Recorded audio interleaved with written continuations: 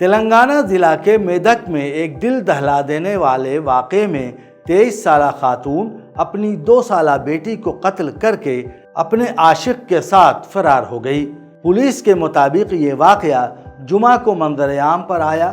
Police کا کہنا ہے کہ مذکورہ خاتون رواں سال مارچ میں پہلی بار اپنے عاشق کے ساتھ گھر چھوڑ کر چلی گئی تھی، لیکن بعد میں واپس آ گئی۔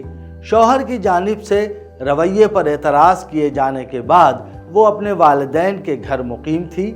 مئی میں اس نے دوبارہ گھر سے فرار اختیار کیا اور اپنے 5 سالہ بیٹے کو والدین کے حوالے کر دیا۔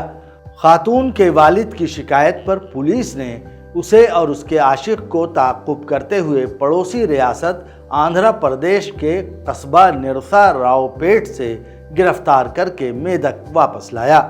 پوچھ گچھ کے دوران خاتون نے اعتراف کیا کہ انہوں نے بچی کو اس لیے قتل کیا کیونکہ وہ انہیں رکاوٹ محسوس ہوتی تھی۔ بچی کو ملزمہ کے گاؤں میں دفنایا گیا تھا۔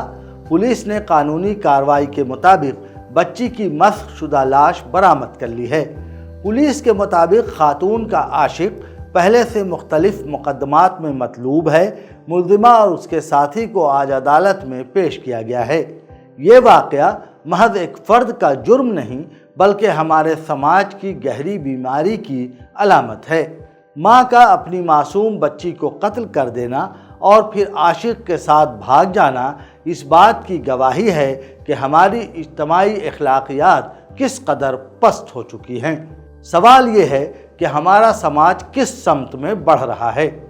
خاندان، رشتے اور اقدار جو کبھی انسان کو ظلم سے روکتے تھے اب ٹوٹ پھوٹ کا شکار ہیں۔ سول سوسائٹی اور اصلاحی تنظیموں کو سماج کے تئیں اپنی ذمہ داری محسوس کرتے ہوئے مؤثر اقدامات کرنے کی ضرورت ہے۔